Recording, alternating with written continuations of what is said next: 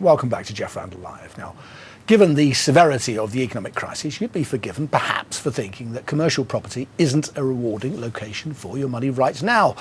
On the whole, you'd be right, except when it comes to London. Prices here in the centre of the capital are continuing to edge up, even as Eurozone concerns weigh on other parts of the country.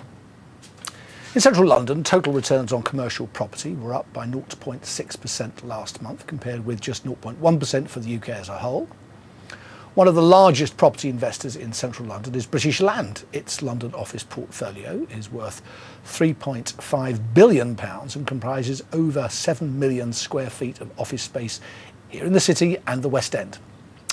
It's putting more than £1 billion into a joint venture with investment group Blackstone to create the Broadgate estate development just behind us here at the Gherkin.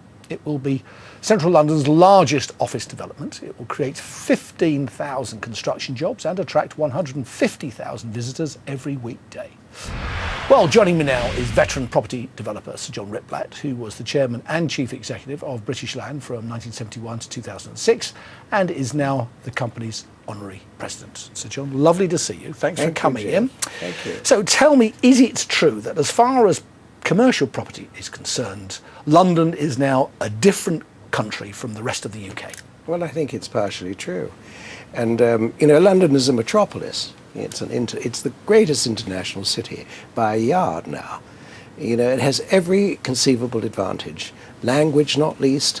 Very good law, which is extremely important, as you know. Shortage of space, despite the recession, wonderful connections.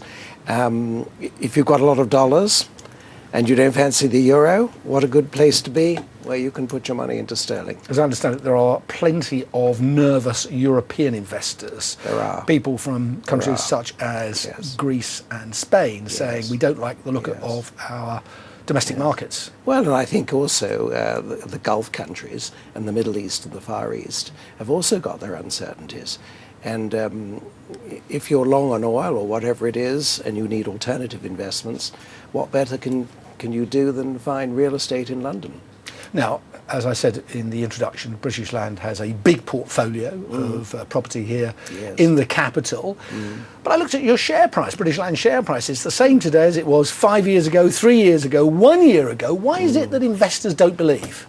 Well, I think it's not just a question of that. I think net asset values did take a pounding after 2008. And many of the companies needed to refinance. They had rights issues. They sold a lot of real estate. And to reconcile the correct share price, you would have to allow for the rights issue. And if you'd taken up your rights issue... That's an extra issue of shares. Then, of course, you would find the equivalent net asset value is considerably higher. What about comparisons, John? I was in Spain earlier this week. Yes. My goodness, the property market there looks absolutely it's bombed out, and I can't see how it's going to come back. Well, I think there's a huge difference. First of all, it's not much fun to have 25% unemployment virtually, and particularly with the young people, where the unemployment for, I've forgotten what it is, but 50% for the 16 to 24-year-olds. I mean, that's a disaster. The other thing is that if you've got 900,000 empty homes or whatever it is, and a grossly overstretched economy, and where industrial production's down and your markets are under pressure, it's going to make for a very difficult situation. To put it into context, here in the UK, we build, do we not, something like about 170,000 new homes a year? And that's not enough. That's half what we should be building. But in Spain, they've got 800, 900,000 either empty or unfinished. Absolutely. So, and that's not going to rectify itself overnight. What about the property market elsewhere in the UK, beyond London? Where's hot and where's not? Well, some of the big cities are actually struggling, but it's not a bad market. I mean, if you're in the centre of Manchester, it's very lively. The centre of Birmingham, Edinburgh has its moments. I think the biggest single difficulty is with the shopping. The level of non-performing shops is enormous, and a great number of them, of course, you don't see empty because it pays the landlords to allow the tenants to stay over and at least pay the rates. Yeah. And the real difficulty is the lack of disposable income.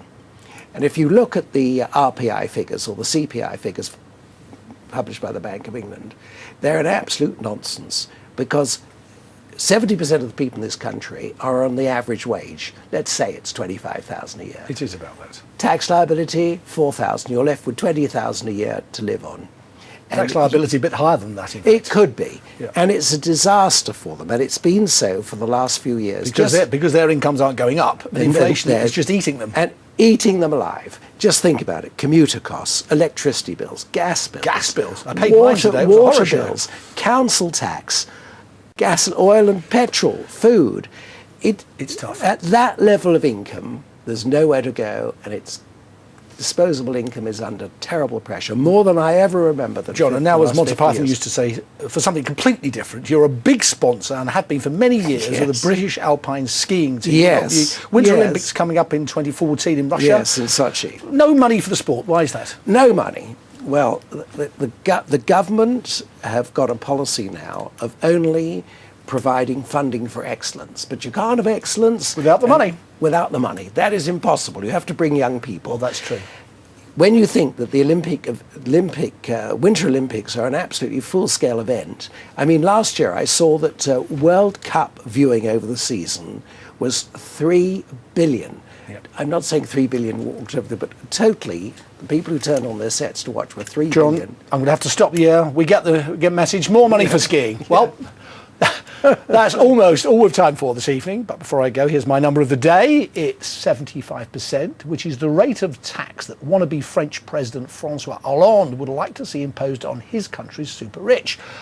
Estate agents in Kensington and Chelsea are licking their chops at the prospect of all those French tax avoiders turning up in London SW7.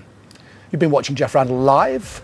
If you missed any of this evening's interviews, they're all on the Sky News for iPad app. Tomorrow, our economics editor Ed Conway interviews Harvard economist and chess grandmaster Kenneth Rogoff. Next up, all the top stories on Sky.